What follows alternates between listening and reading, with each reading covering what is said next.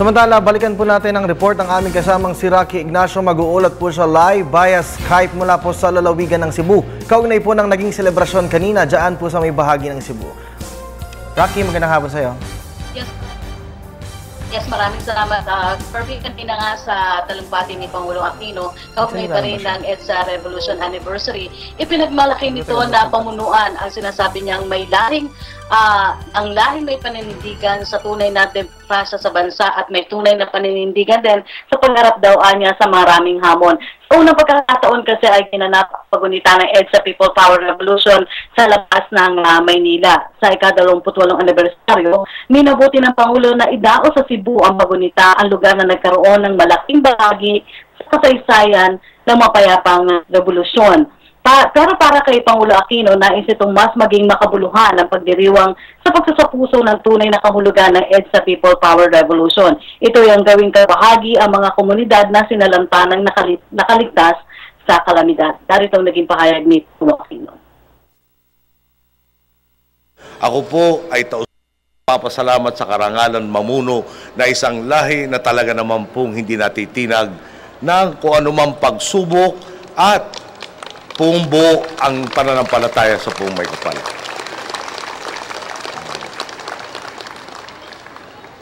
Dumating sa punto na binalik ang tama ugnayan sa iba't ibang sektor ng lipunan. Ibinalik ang kalayaan para talaga magkaroon ng pagpapalitan ng kuro-kuro at magkaroon ng sitwasyon kung saan ang pinakamagandang solusyon sa bawat problema ang makamtan.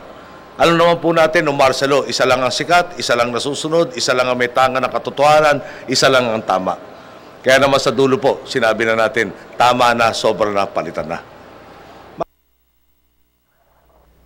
Dinala ang okasyon na ikinatuwa ng mga Cebuanos na pagkatapos daw ng 2 dekada ay naramdaman nila na maging kabahagi ng kasaysayang kinilala po maging sa buong mundo. Sa tradisyonal na salubungan ng sibilyan at militar ang nagudyat ng pagbaksak ng rehimeng Marcos. Ginampanan po ito ni Senator Bam Aquino bilang Butch Aquino at ang aktor na si Dingdong Dantes bilang dating Pangulong Fidel Ramos na noon po ay dating Deputy AFP Chief of Staff. Dito sa Cebu, nagkaroon malaking bahagi sa kasaysayan ng mapayapang revolusyon na idinaos ang tradisyonal na salubungan ng sibilyan at militar ang nagudyat sa pagbaksak ng dating rehimeng Marcos. Bagamat po ginampanan ang ilan ng papel ng key players ng EDSA Revolution, sinabi ng Pangulo na inimbitahan naman daw po ang mga ito para sa iba pang mga okasyon na may kinalaman sa EDSA Anniversary. Narito po ang naging pahayag ni Pangulo Aquino.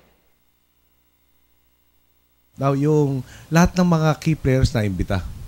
Pero ako 12 years old nung Marcelo, pinoklama.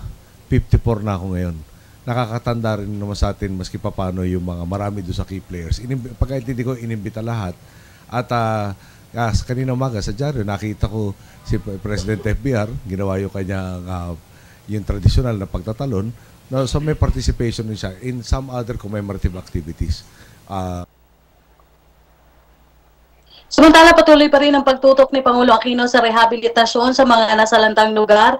Binigyan dito na 1 linggo mula ngayon ay titingnan niya kung nagkaroon ng kailangan na ang mga apektadong lugar, katulad ng supply sa kuryente, particular na dun sa Davao Oriental. Kasi Pangulo na mabigyan agad ng tugon ang mga pangangailangan ng mga naging biktima ng kalamidad. Narito ang naging pahayag ni Pangulo Aquino.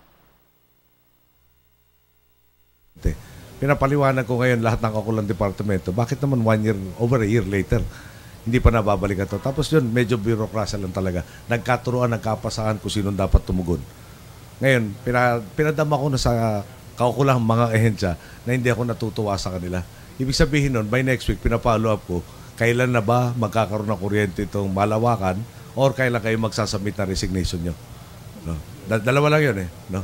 Simple lang naman akong kausap eh. May trabaho tayo lahat, gawin nyo yung trabaho nyo, or sorry. Okay, now, yung, tingnan yung listahan, no? Haba talaga dito. Lahat lang kailangan i-bet, okay? I-bet, bakit nyo i-verify, tama to? Kasi kailangan na yung tatayo natin, makakatulong doon sa komunidad na higit kaysa doon sa dati tinutulong nito mga iba't ibang mga infrastruktura. Sa bantayan, Samantala, si Pangulo Aquino pinaliwanag niya kung bakit dito idinaos sa Cebu ang naturang okasyon. Ayon sa kanya, naging malaking bahagi ang Cebu dahil dun sa naging unang yugtuan niya ito para sa pagbawi ng demokrasya. Sa kanya, naging mapayapa o naging ligtas ang kanyang ina nang tumigil dito pansamantala sa Cebu City. At yan po ang ating pag-uulat mula dito sa Cebu. Ako po si Rocky Ignacio para sa Telebisyon ng Bayan. Maraming salamat sa iyo, Rocky.